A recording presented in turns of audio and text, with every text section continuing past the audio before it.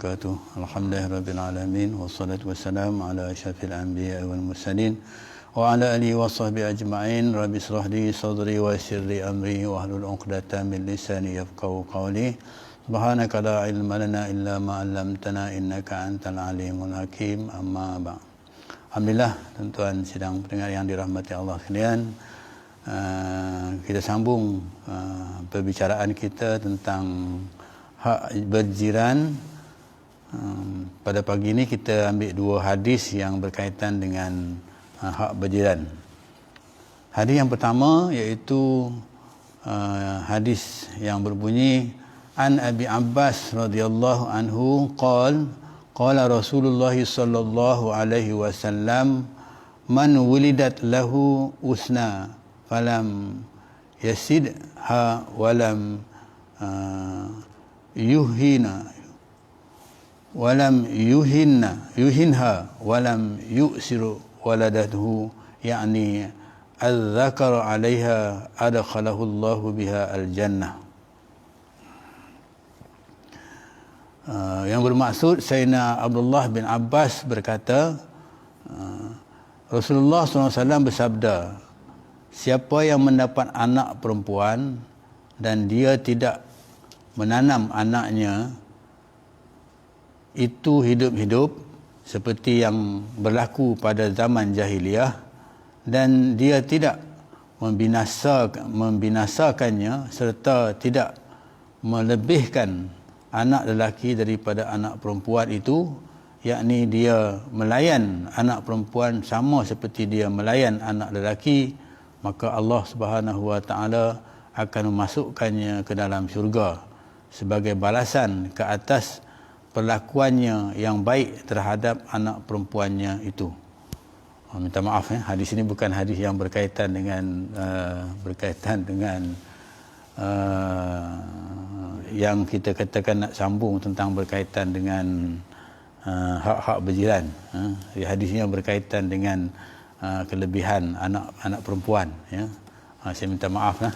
Jadi kita teruskan dengan hadis ini, kita dah baca dah. Baik, saya ulang lagi sekali. An Abi Abbas radhiyallahu anhu qala Rasulullah sallallahu alaihi wasallam man wulidat lahu unsa falam ya'idha walam yuhinuha walam yu'siru walahu waladahu, yakni al-dzakar 'alaiha adkhalahu Allahu biha al-jannah.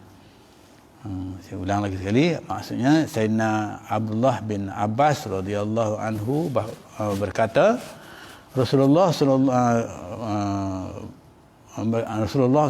Abbas berkata, Rasulullah SAW bersabda, siapa yang mendapat anak perempuan dan dia tidak menanam anaknya itu hidup-hidup seperti yang berlaku pada zaman jahiliyah, dan dia tidak menghinakannya seperti tidak melebihkan anak laki-laki daripada anak perempuan itu, yakni dia melayan anak perempuan sama seperti dia melayan anak lelaki, maka Allah Subhanahu wa taala akan memasukkannya ke dalam syurga sebagai balasan ke atas perlakuannya yang baik terhadap anak perempuannya itu.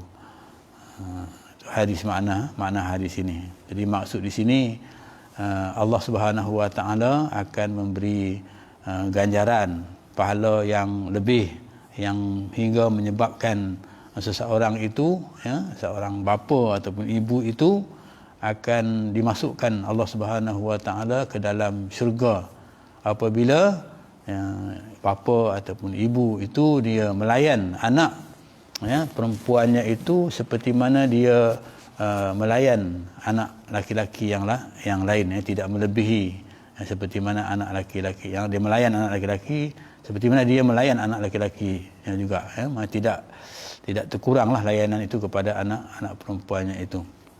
Jadi di sini menunjukkan bahawa kemuliaan anak perempuan itu, yang Allah Subhanahu wa taala bagi kepada satu pasangan itu, iaitu kemuliaannya, iaitu ianya akan ditempatkan oleh Allah Subhanahu wa taala ya dalam syurga Allah Subhanahu wa taala sekiranya dilayan anak perempuan itu dengan baik. Jadi berbezalah dengan orang-orang di zaman jahiliah dulu. Sebutkan zaman jahiliah dulu, bila mereka mendapat anak perempuan, maka mereka akan bunuh anak perempuan itu hidup-hidup. Jadi kesianlah. Ya, kerana apa? Kerana mereka menganggap bahawa anak perempuan itu satu benda yang sial dalam kehidupan mereka. Ya. Dan hari ini pun kita tengok ada bangsa lain lah, bangsa Cina kan, dia kalau dapat anak perempuan tu dia tak begitu bangga sangat. Ya, dia dapat anak lelaki tu dia bangga. Ya.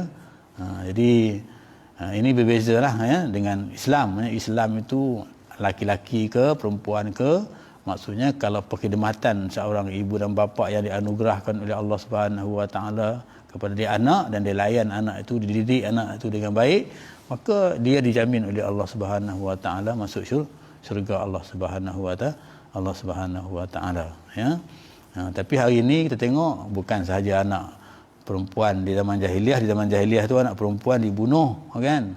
Tapi hari ini kita tengok zaman kita lebih hebat lagi daripada zaman jahiliah. Ya, bukan anak perempuan je, anak laki-laki ke, tak kira anak lah. Ya, lahir saja dibuangnya, kadang-kadang letaknya di pintu masjid dan sebagainya. Kan? Jadi mana kata kalau kita buat perbandingan itu, akhir zaman ni, zaman kita ni lagi teruk lah dibandingkan dengan zaman jahiliah itu. Kan? Tapi di sini nak menyedarkan kita bahawa apa yang berlaku di zaman jahiliah itu maksudnya ialah perkara yang tidak baiklah yang kita ikuti ya. Maka sebab itu Allah Subhanahu wa taala menjelaskan kepada kita dalam hadis ini bahawa layanlah anak perempuan itu dengan baik ya, kerana layan kepada anak perempuan yang baik itu akan menjamin sebagai satu ibadat juga ya kepada Allah Subhanahu wa taala, melaksanakan tanggungjawab kita beribadat kepada Allah Subhanahu wa taala. Dengan ibadat itu maka kita akan diberi ganjaran pahala oleh Allah Subhanahu wa taala, maka ditempatkan kita ke dalam syurga Allah Subhanahu wa taala. Itu berkaitan dengan itu. Jadi itulah yang dapat saya sampaikan pada pagi ini. Minta ampun, minta maaf ya kalau sekiranya ada kata-kata yang menyinggung perasaan dan sebagainya. Yang baik itu daripada Allah Subhanahu wa taala, yang lemah itu adalah kelemahan daripada diri saya. Jadi berkaitan dengan hak berjiran itu, insya-Allah kita akan sambung dalam hadis yang ada ya, pada perjumpaan yang lain insya-Allah. Aku qouli hadza wa astaghfirullahal azim billahi taufiq wa hidayah. Assalamualaikum warahmatullahi wabarakatuh.